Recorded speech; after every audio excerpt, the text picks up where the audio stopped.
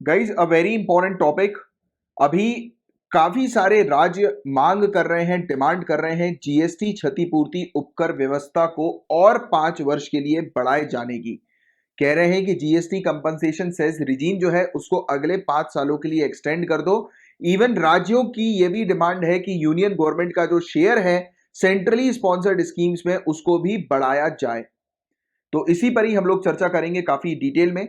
अभी हो ये रहा है कि राज्यों के पास कोविड 19 लॉकडाउन के कारण से रेवेन्यू की कमी हो गई है, राइट। राजस्व राजस्व की कमी हो गई है। इसके कारण से ये बोल रहे हैं कि जीएसटी कंपनसेशन स्कीम को एक्सटेंड करो, क्योंकि जीएसटी कंपनसेशन स्कीम जून 2022 में एंड होने वाली है। तो पूरा मुद्दा क्या है इस पर डिटेल में हम लोग चर्चा करेंगे। तो आपको पता होगा इसकी जीएसटी जो है वो कब लागू हुई, बताएंगे आप मुझे नीचे कमेंट बॉक्स में लिखकर कि कौन से ईयर में जीएसटी लागू हुई है। तो 1 जुलाई 2017 को जीएसटी एप्लीकेबल हुई है। कॉन्स्टिट्यूशन के किस अमेंडमेंट एक्ट के तहत जीएसटी एप्लीकेबल हुई है, बताइए। क्वेश्चन डायरेक्टली पूछा जाता है कि संविधान के किस संशोधन के तहत जो है वो जीएसटी लागू हुई है। तो 101 101 कॉन्स्टिट्यूशनल अमेंडमेंट एक्ट 2016 101वें संविधान संशोधन अधिनियम 2016 के तहत जो है वो जीएसटी को 2017 में लागू किया गया था। ये पॉइंट आपको बहुत अच्छे से ध्यान में रखना है। और जीएसटी जब लागू हुई तब बहुत सारे इनडायरेक्ट टैक्सेस जो हम लोग को देखने को मिलते हैं उनको मर्ज कर दिया गया सिंगल टैक्स में। एक सिंगल टैक्स में काफी सारे इनडायरेक्ट टैक्सेस को मर्ज कर दिया गया। और जीएसटी कंपनसेशन की बात करें गाइस, तो थ्योरी में ये चीज मेंशन थी कि जीएसटी आने के बाद जो है वो बहुत रेवेन्यू जनरेट होगा, राइट। राज्यों के पास जो है वो बहुत पैसा आएगा। बट हुआ ये कि नया टैक्स जो है वो कंजम्पशन के ऊपर लग रहा था, मैन्युफैक्चरिंग के ऊपर नहीं। मतलब कि ये टैक्स जो पे किया जाना था वो कंजम्पशन स्टेट पे किया जाना था, ना कि मैन्युफैक्चरिंग स्टेज पे। यानी कि गुड्स मैन्युफैक्चरर अगर गुड्स को मैन्युफैक्चर करेंगे, लेट्स से इमेजिन करो कि एक राज्य में एक प्रोडक्ट जो है वो मैन्युफैक्चर हो रहा है, जैसे कि एक राज्य में एक बिस्किट मैन्युफैक्चर हो रही है बट वो दूसरे राज्य में जाकर बिक रही है, तो जीएसटी जो है वो किसको मिलेगा? उस राज्य को मिलेगा जहां पर वो बिस्किट बिका है। मैन्युफैक्चरिंग वाली स्टेट को जो है वो नहीं मिलेगा।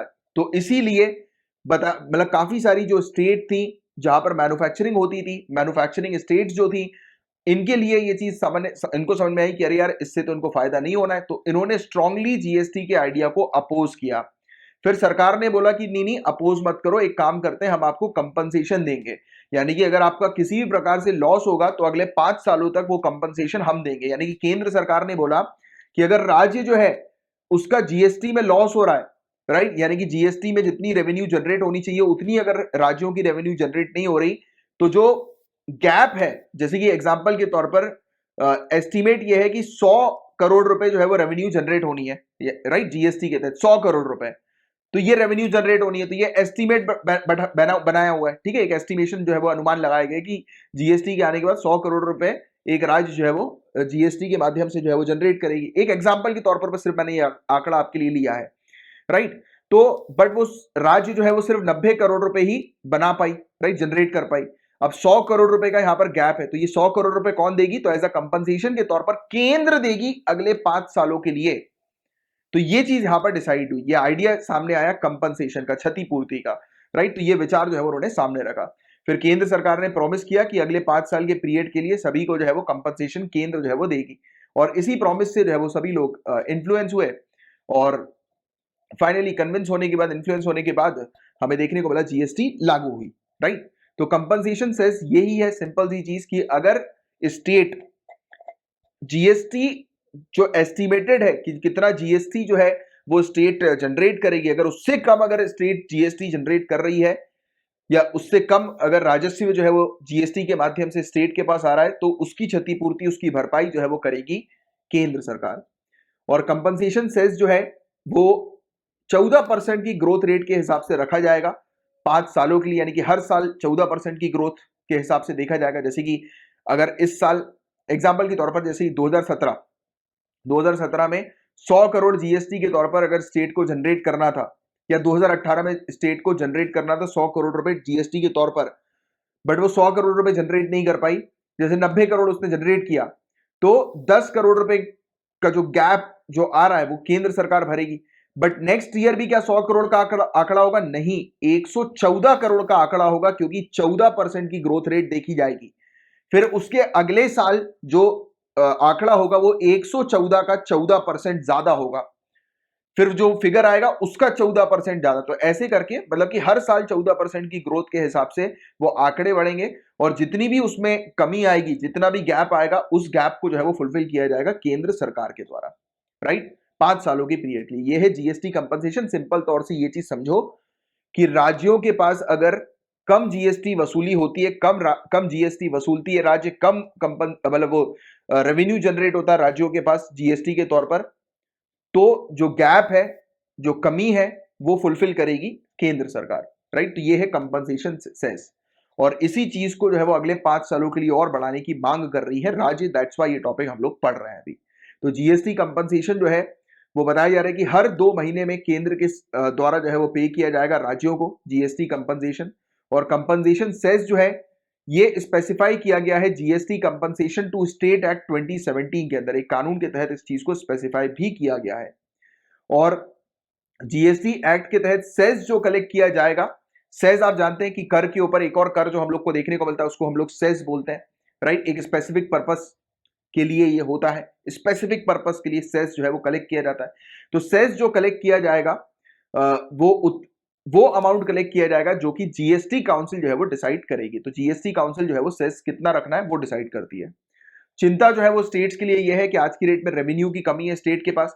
स्टेट्स ने ये सोचा था कि जीएसटी के आने के बाद लगभग 2020 और 21 में 3 लाख करोड़ रुपए का इनकम जो है वो जनरेट करेंगी स्टेट। बट हुआ ये कि स्टेट्स ने जो रेवेन्यू, जो इनकम जनरेट करी वो 65,000 करोड़ रुपए ही मात्र करी। तो कहा 3 लाख करोड़ और कहा 65,000 करोड़, सीधे सीधे जो गैप है वो 2.35 लाख करोड़ रुपीस का है। तो इतना ह्यूज शॉर्टफॉल हम लोग को देखने को मिल रहा है, इतनी बड़ी कमी हम लोग को राजस्व में देखने को मिल रही है राज्यों के पास। फिर बाकी इकोनॉमिक स्लोडाउन तो पहले से चल ही रहा था, फिर कोरोना वायरस ने और हालत खराब कर दी लॉकडाउन के बाद, है ना। तो और रेवेन्यू जो है वो गिरा स्टेट्स का। फिर साथ ही साथ केंद्र का शेयर जो था सेंट्रली स्पॉन्सर्ड स्कीम में वो भी केंद्र ने कम कर दिया, तो बर्डन जो है वो स्टेट के शेयर के ऊपर जो है वो पड़ गया। तो ये भी एक दिक्कत है। तो ये सब कुछ इश्यूज है जिसके कारण से आज की डेट में स्टेट्स के पास रेवेन्यू कम है और वो डिमांड कर रही है कि कंपनसेशन सेस जो है वो बढ़ाया जाए। और आपको जीएसटी के बारे में कुछ बेसिक चीज बता देगा इसकी, ये one of the biggest indirect tax reform है हमारी कंट्री का। देश के सबसे बड़े अप्रत्यक्ष कर सुधारों में से एक है ये। इसे इंट्रोड्यूस किया गया था एक स्लोगन के तहत, एक नारे के तहत, जिस नारे को नाम दिया गया था वन नेशन वन टैक्स। ये नारा था वन नेशन वन टैक्स। और जीएसटी जो है गाइस ये इनडायरेक्ट टैक्सेस जैसे कि excise duty, value added tax, service tax, luxury tax, तो सबको एक में जो है वो कर दिया गया था। और एसेंशियली ये कंजम्पशन टैक्स हम लोग को देखने को मिलता है, फाइनल कंजम्पशन पॉइंट पर जो है वो लगाया जाता है, अंतिम उपभोग बिंदु पर लगाया जाता है, राइट। और गाइस जीएसटी आने के बाद जो है वो काफी सारी चीजें सुधरेंगी, जैसे डबल टैक्सेशन की प्रॉब्लम में सुधार आएगा, कास्केडिंग इफेक्ट जो टैक्सेस के हैं वो कम होंगे, राइट, करों के व्यापक प्रभाव कम होंगे, राइट, मल्टीप्लिसिटी जो टैक्सेस की है उसमें सुधार आएगा, क्लासिफिकेशन के जो इश्यूज है उसमें सुधार आएगा, और इसके कारण एक कॉमन मार्केट जो है वो क्रिएट होगा। इसी चीज के चलते जो है वो जीएसटी को लाया गया, राइट। और जीएसटी एक इनपुट टैक्स क्रेडिट के तौर पर हम लोग को देखने को मिलती है, राइट। इनपुट टैक्स क्रेडिट मतलब कि आपने जीएसटी रिटर्न जो है वो सुना होगा, जीएसटी रिटर्न। तो हम डिस्कस करते हैं एक सिंपल से किसी भी प्रोडक्ट की बात करते हैं, लेट्स से कि बिस्किट की बात करते हैं, हम लोग बिस्किट के पैकेट की बात करते हैं। तो आपके पास जो है वो एक बिस्किट का पैकेट जो है वो रखा हुआ है, ठीक है। अब बिस्किट के पैकेट में आप पढ़ते हो क्या लिखा रहता है, इंक्लूसिव ऑफ ऑल टैक्सेस, कि आपने इस पैकेट को खरीदा सभी टैक्सेस को देने के बाद, है ना।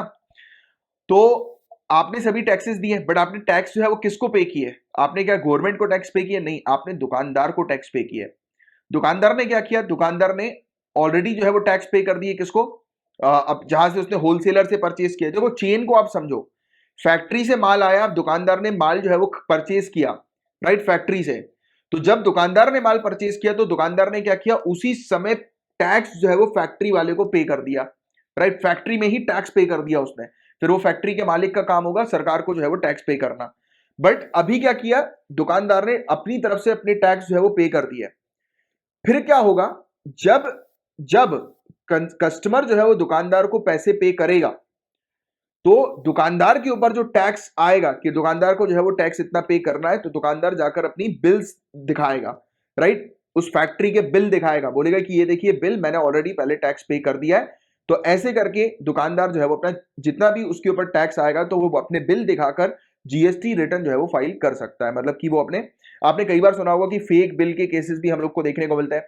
लोग बाग फेक बिल बनवाकर अपना जीएसटी रिटर्न जो है वो फाइल कर देते हैं। ऐसे भी केसेस सामने आते हैं ना, है कि नहीं? आपको पता होगा इस चीज के बारे में। तो ये प्रोसीजर ऐसे ही होता है कि आप दुकानदार को पे करते हैं, बट दुकानदार अपने टैक्स ऑलरेडी पे कर चुका होता है, क्योंकि वो फैक्ट्री से जब पे कर मतलब परचेज करता है प्रोडक्ट को, तो वहीं पर ही जो है वो टैक्स पे कर देता है आपके बिहाफ में। फिर आपका जो पैसा होता है वो अपने पास रख लेता है, और फिर वो क्या करता है, वहां पर दिखाकर, बिल को दिखाकर अपना जीएसटी रिटर्न जो है वो फाइल कर देता है। मतलब फिर उसके ऊपर लाइबिलिटी जो है वो नहीं आती किसी प्रकार की, क्योंकि उसने ऑलरेडी पास ऑन कर दिया टैक्स को।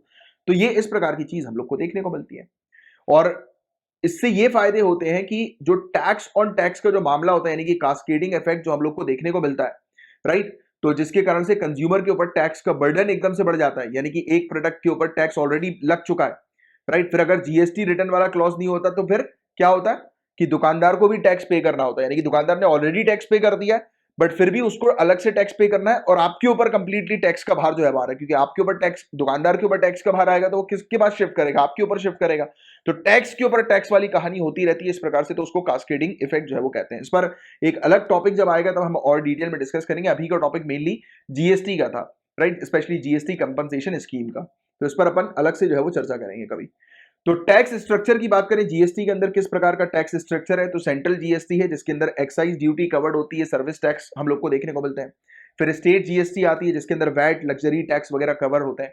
फिर इंटीग्रेटेड जीएसटी हम लोग को देखने को मिलती है जो कि इंटर स्टेट ट्रेड को जो है वो कवर करती है। एक्चुअली इंटीग्रेटेड जीएसटी जो हम लोग को देखने को मिलती है वो किसी प्रकार का टैक्स नहीं है, वो सिस्टम है आपस में स्टेट और यूनियन के बीच में टैक्सेस को कोऑर्डिनेट करने का मेनली।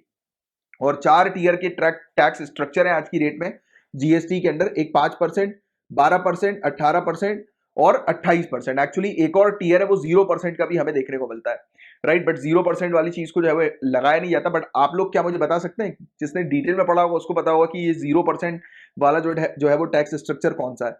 तो बताओ आप जरा मुझे नीचे कमेंट बॉक्स पर कि 0% वाला टैक्स स्ट्रक्चर कौन सा है। तो चलो ये था गाइस पूरा टॉपिक जीएसटी से रिलेटेड। उम्मीद करता हूं कि बहुत अच्छे से ये टॉपिक आपको कंपनसेशन स्कीम का समझ में आ गया होगा, क्योंकि हमारा मेन जो टॉपिक था वो जीएसटी कंपनसेशन स्कीम का था। सिंपल सी चीज ध्यान में रखो, कंपनसेशन स्कीम के अंदर राज्य जो है, स्टेट जो है, उनको हेल्प करती है केंद्र सरकार कि अगर रेवेन्यू जो एस्टिमेटेड है जनरेट करने का, उससे कम अगर रेवेन्यू जनरेट कर रही है स्टेट, तो जो गैप है, जो कमी है, वो फुलफिल करेगी केंद्र जीएसटी कंपनसेशन स्कीम के तहत। तो ये था गाइस पूरा ओवरऑल टॉपिक।